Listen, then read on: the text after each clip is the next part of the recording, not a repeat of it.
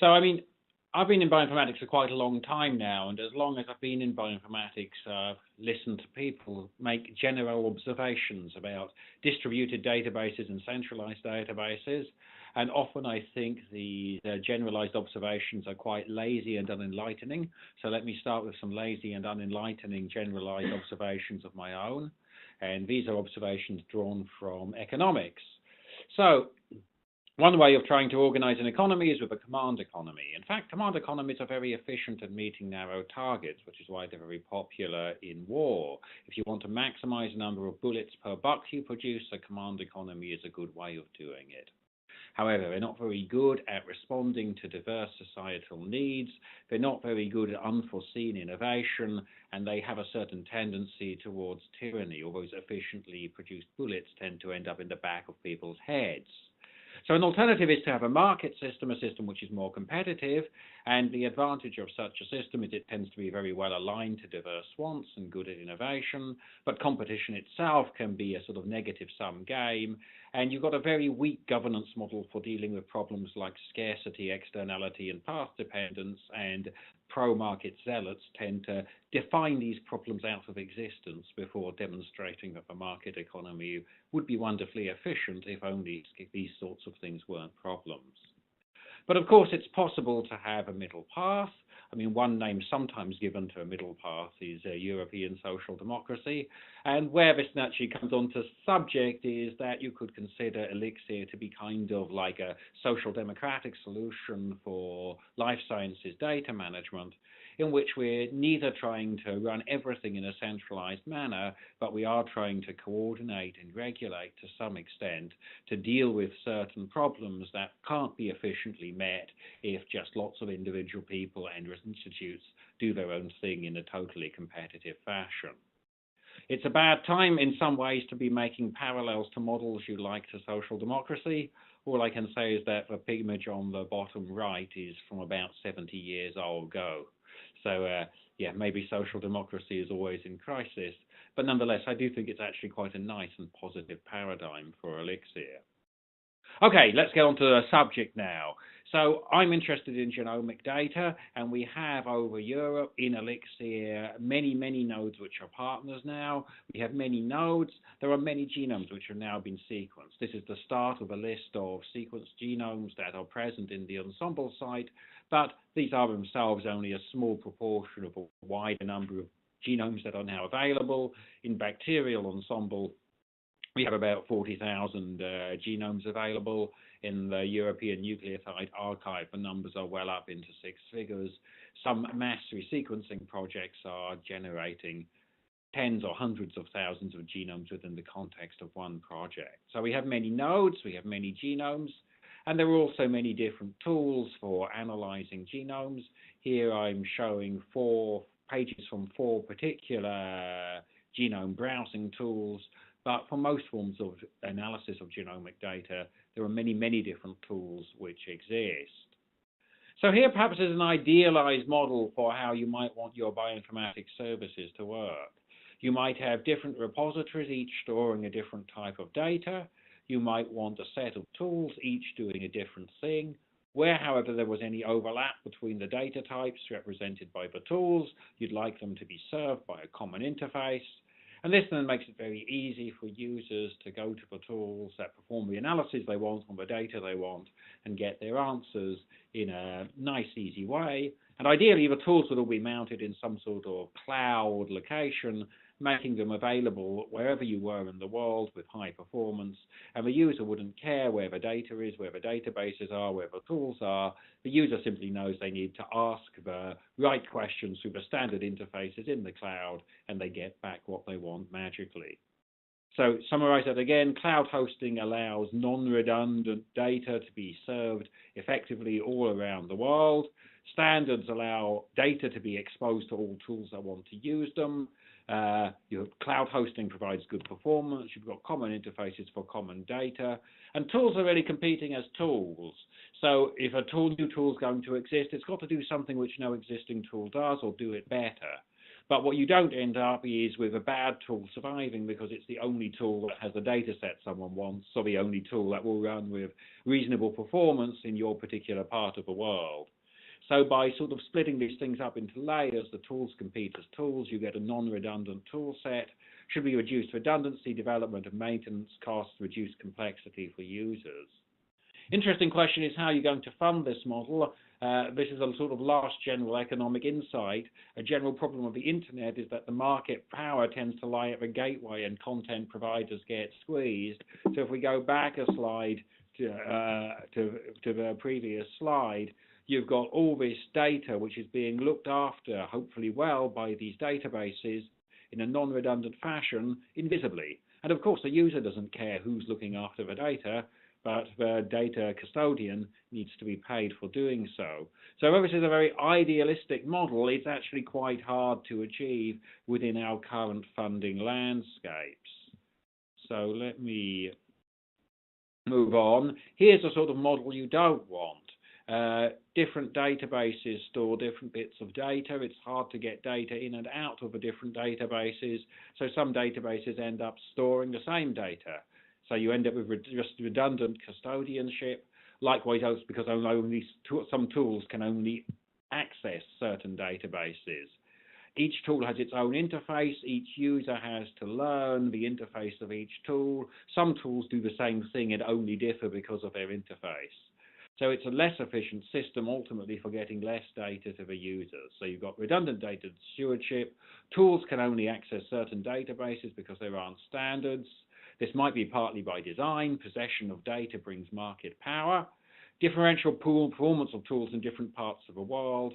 And therefore survival of tools with redundant functionality and divergent interfaces.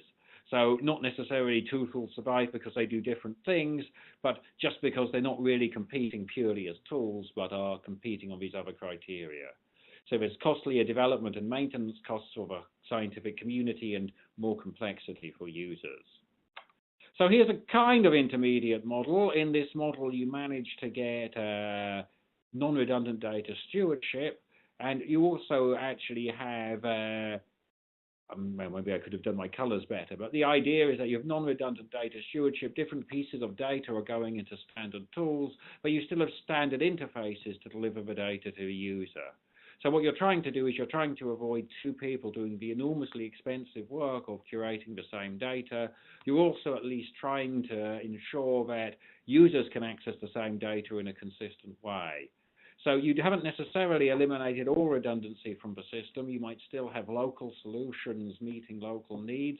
You might still have some tools sort of doing the same thing, but you've sort of got a halfway house between the model where everything is private and nothing is connected, and the model where you have a perfect division of labor, and your problem is you don't have a cost model for working out who gets paid what.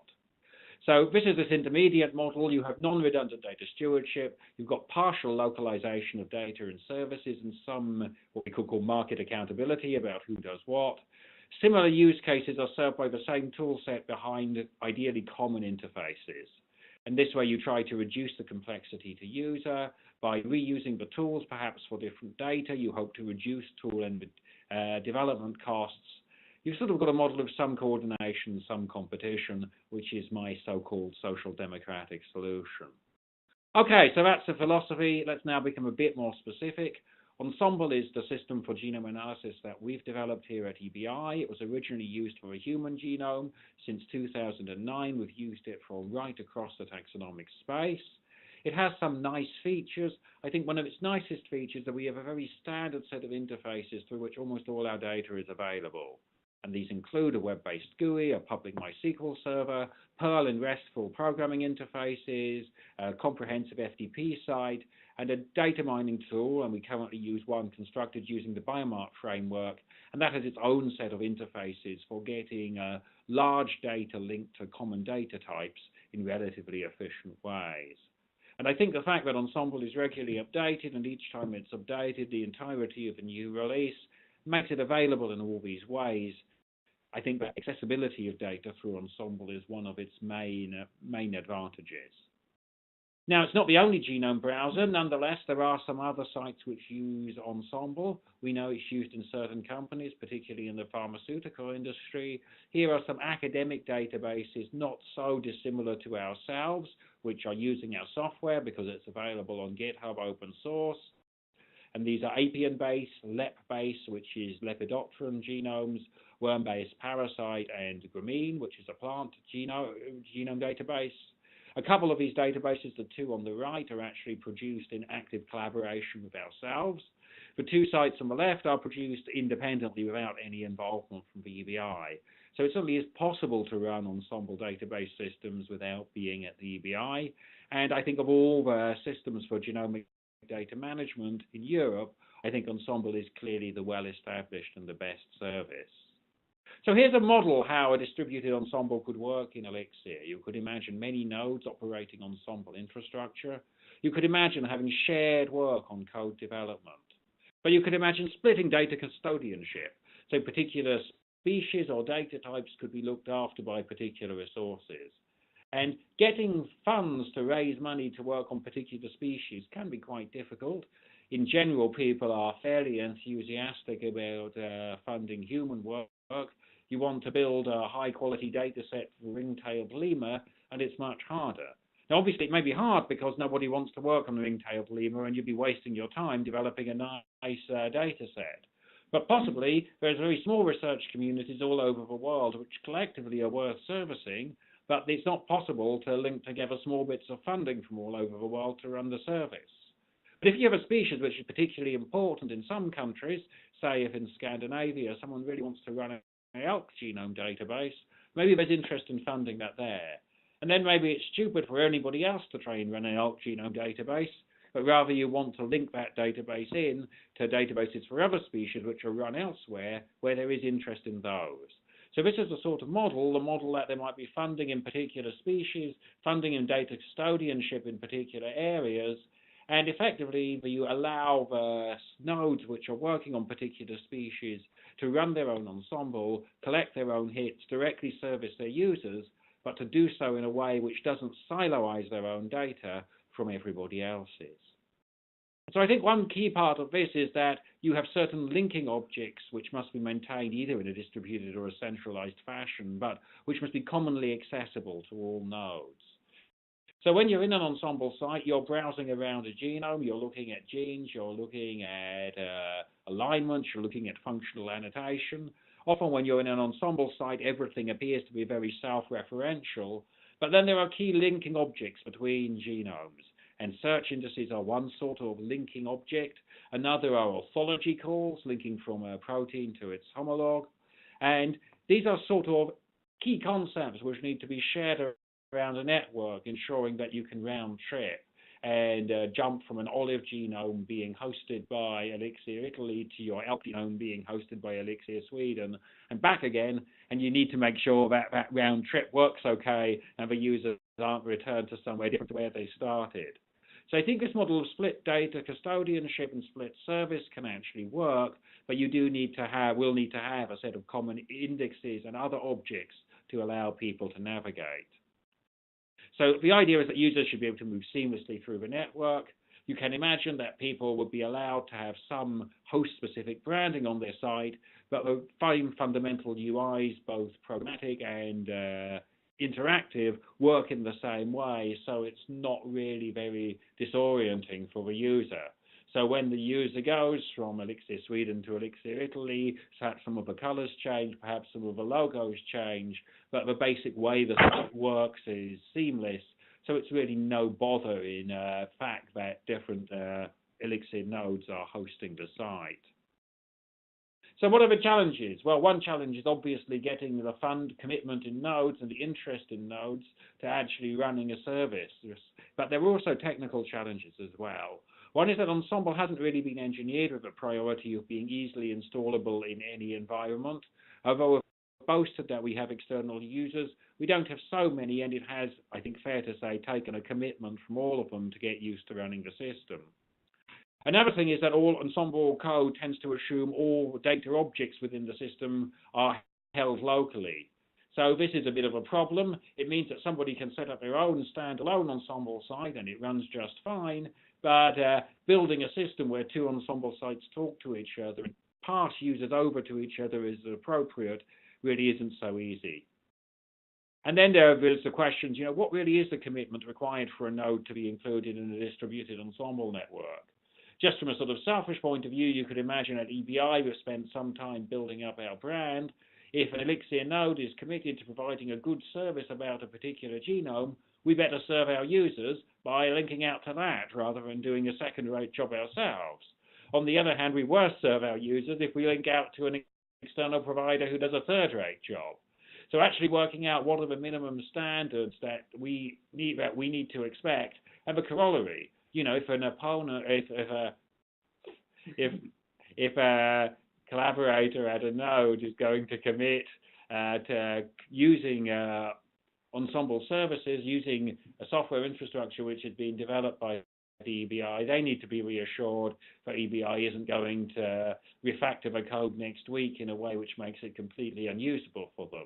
If in some ways we're looking for a commitment, we have to offer a balancing commitment back. So that's a sort of whole area where we need to actually explore what needs to be done. An interesting thing are Ensembl data analysis pipelines. We have a suite of Ensembl analysis pipelines which we use internally.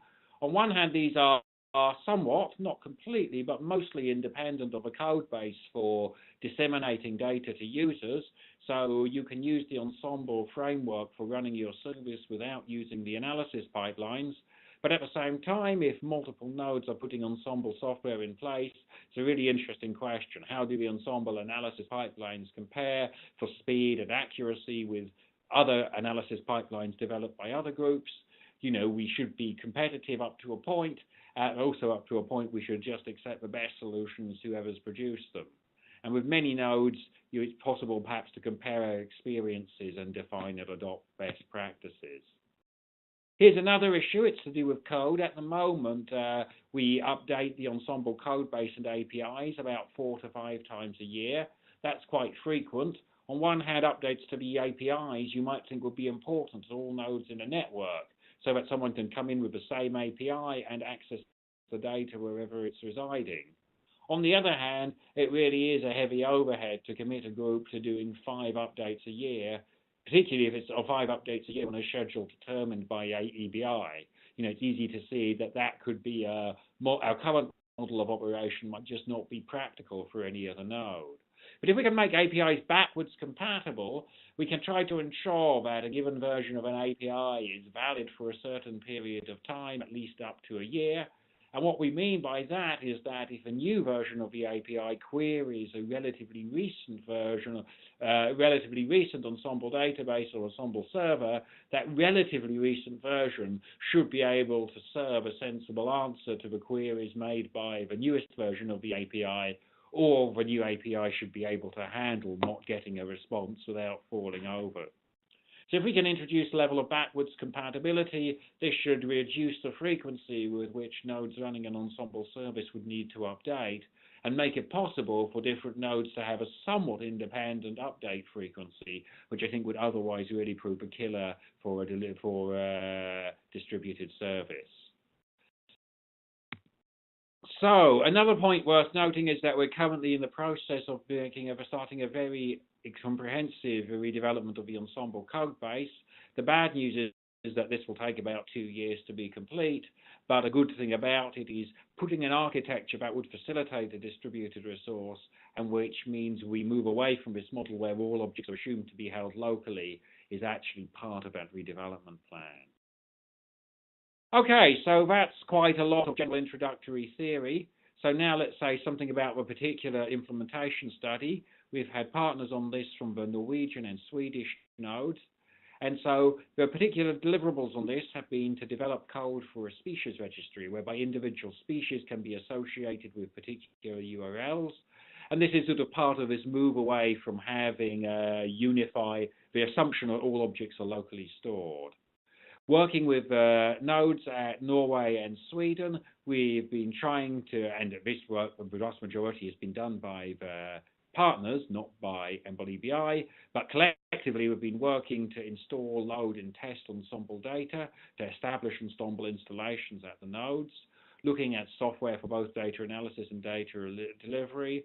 We've also been trying to draft a future document to serve as a basis for a future memorandum of understanding, in which some of the sort of ideas I've been talking about today would be written down in a somewhat more formal form, so that if we enter into two nodes enter into a service delivery pact, they know what they're expecting of each other and what's being committed. So unfortunately, this project's running a bit late. Fortunately, the hub has allowed us to extend the project until June next year, but I can report on what we've done so far and how things are going. So we've implemented this metadata registry for Ensembl, which is indicating, among other things, which objects lie in which places.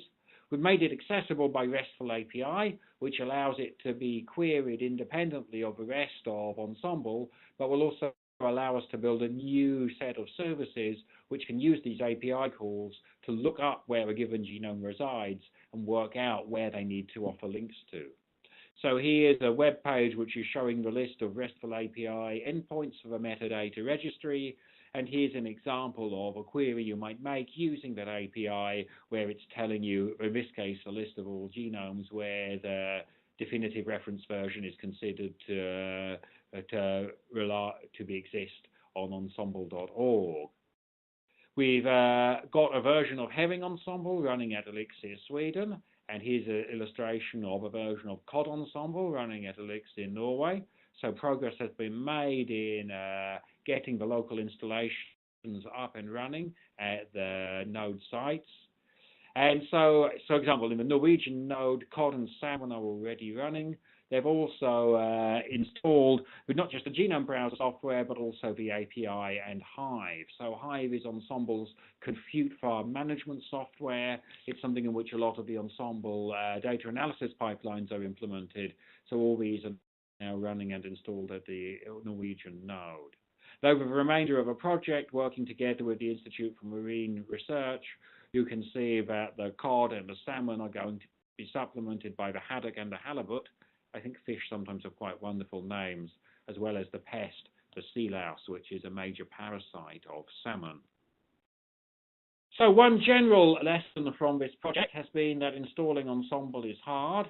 I mean, I think we knew at the start of the project it wasn't trivially easy. I think, to be completely honest, it's been slightly harder for the partners than perhaps you were expecting at the start of the project.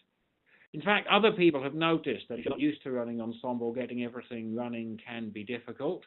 And an interesting thing about the Blackster group, who run this LEP-based project I mentioned earlier at the University of Edinburgh, have developed systems for easier deployment of Ensembl. They have a system called Easy Mirror, designed to mirror Ensembl services run by EMBL-EBI, and this system called Genome Hubs, which has actually made it easy to create a new genome database using Ensembl infrastructure. So at the start of the project, we were hoping to work with some of these systems to help our partners get Ensembl up and running on their systems. Unfortunately, it turned out that even with these systems designed for easy installation, there were certain fundamental problems with some of versions of the operating systems onto which it was hoped to deploy Ensembl. So sadly, even the easy solutions weren't perfectly ready. What we ended up doing is developing our own system of containerization using Docker. So Docker is one of the leading platforms for containerization. And then one of the nice things about the Docker website is that they have this really lovely description of what containerization is.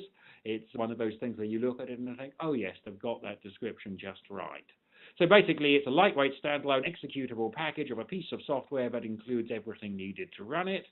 And when this illustration, it's also a very nice illustration of how you might go about putting together an application, not by having to deploy independently dozens of libraries and binaries and things, but by a small number of containers, each of which contain a fundamental set of basic software and their associated dependencies. And a lot of people are getting very excited about Docker containers at the moment, and Docker in particular. A lot of people are thinking that this is probably going to be the way to deploy all web-based services in future, and we're certainly planning to use the system for internal deployment on the next iteration of the Ensembl code base. So in the context of this project, we produced 3 Docker containers, one containing all binary dependencies for the website, the other containing the Perl dependency for the website, and the third containing the kill code for building the actual website. And effectively, when we did this, it eased the installation of Ensembl for our partners, which in all honesty, I think, had proved quite painful for them up until that point. So I don't have a lot more to report.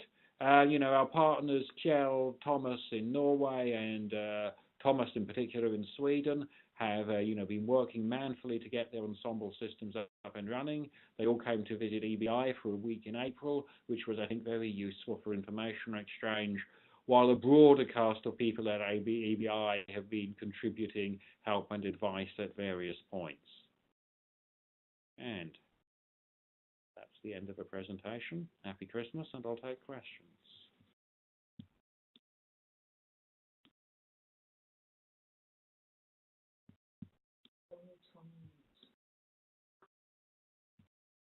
So if you have any questions, you'll need to unmute, I've been told to say.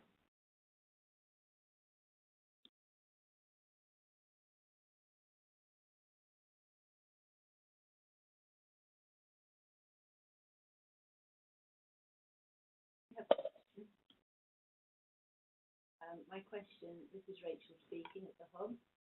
I just wondered about the back. Sorry, I'm not certain whether you were muted or not, if everyone could hear that. Are you speaking to my computer or your computer? Okay, do you want to speak into my computer again?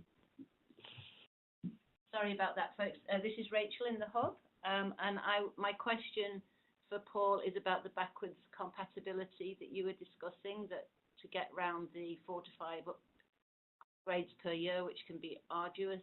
I wondered whether it applies backwards more than one to the previous, like would it fold in the previous 2 or 3 so that updates would be Yes, I mean, I think the idea would be to try to do it for 4 to 5 versions to try to make sure that things aren't required for, upgrades aren't required more often than once per year. Basically, it means that new methods obviously will return nothing if they query an old version of the API. So you'll need to have a way of handling the fact we might get no response from a new method.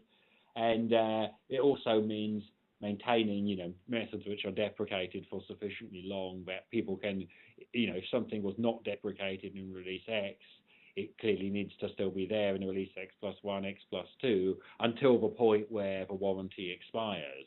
I mean, it's normal, in fact, to remove methods with some delay. I guess so the changes of one being able to handle the fact that a method might not exist in the version of the API which a partner has deployed.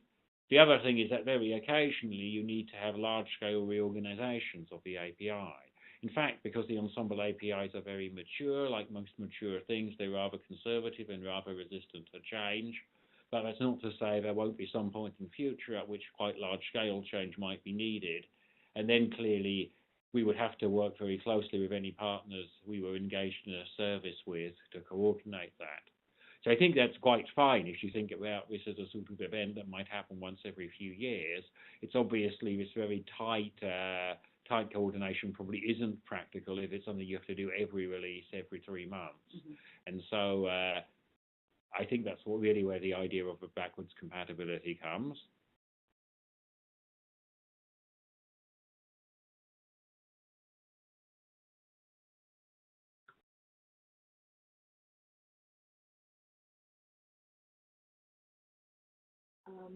Any idea on how many nodes in the immediate future from its duty?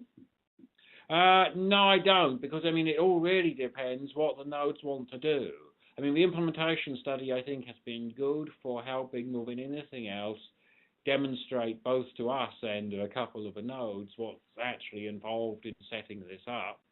However, on one hand, I think that's a relatively small part of it. I think any future setup will be easier than this one has been, but in the long term, there's a commitment to running services. We're all in ELIXIR because we have a commitment to running services, collectively we have to decide what services we want to run, and you know, what we can bring over and above the existing services by running the service. So I think, you know, with my EBI hat on, we're very keen to talk. You know, we're very happy to talk to anybody who has resources to bring in a given area and a commitment to running the service. I think the obvious case for win-win is in the sort of model I gave, where there are certain species for which there's a lot of interest in certain countries, and that can be in some ways monetized and turned into resources for running the service. I mean, running the service is lots of things. In theory, the service should just run and not fall over. Obviously, services do fall over periodically, but it's not just that. It's also about cross-references need updating. Sooner or later, your schema and API will need updating. And it's by going and chasing down data and integrating it and getting the metadata right and doing the QC that you actually build something which is useful over and above the minimum. So I think it's quite possible that we could look in 5 years' time, we could imagine very many ELIXIR nodes participating in such a model. Until we've finished our code redevelopment, there's probably a limited number of nodes we could start to work with in this fashion within the next year. Although, yeah, as I say, if someone has the commitment to running the service, you know, they should start that conversation with us.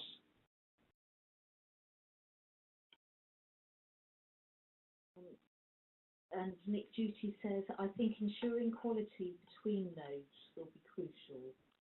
Yes, I mean, I think that's also a very good point. I mean, quality is a funny thing. I mean, there's quality in terms of you can think of quality in a number of ways. You could think of quality in terms of usefulness of the information. You can say a set of things and present a set of data and all of it's correct, but there's insufficient quantity of it for it to be useful. It does what it says in the tin, but it's actually not fit for any purpose. It's like a tin of runny glue, or non-stick glue. It passes its own criteria, but it's not actually useful.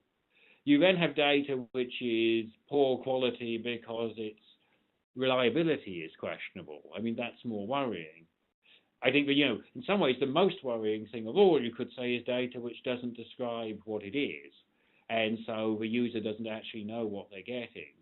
I mean, we've had a lot of extremely fragmented data in some of the Ensembl resources in recent years. It's the bane of my life, but I always hesitate to call it low quality. Somebody's produced this data for a purpose. It presumably meets their purpose. People are interested enough to want to reuse it. The fact that they wish somebody had produced end-to-end molecular chromosome sequencing doesn't actually invalidate its generation. The fact that there's a side benefit to you from the fact that somebody else has produced some data doesn't mean the data is low quality, because the side benefit is not as great as if it produced a different set of data. But, of course, it's a hard business finding out strategies for clearly communicating with users so users can understand what data is and what data is suitable for using what purpose, for what purpose. And so I think that is a big thing. As it happens, I'll give them a plug. I mean, I mentioned LetBase, and one thing LetBase have done in the context of their Ensembl installation is develop some ancillary code for showing, I think, a richer range of genome quality metrics than we currently show in Ensembl. I think that's quite a good idea, although I know some of my colleagues are already are looking at that. And yes, in theory, the logical answer is to have good metrics and good descriptions of the inevitably variable data that you have. But often what users want, and I would understand it, I think, if I was in their shoes, they want to be simply, no, this is the data which is good enough for my purpose. And in some ways, that's an impossible request. And in some ways, we have to try to work out the way we can get as close to that as possible.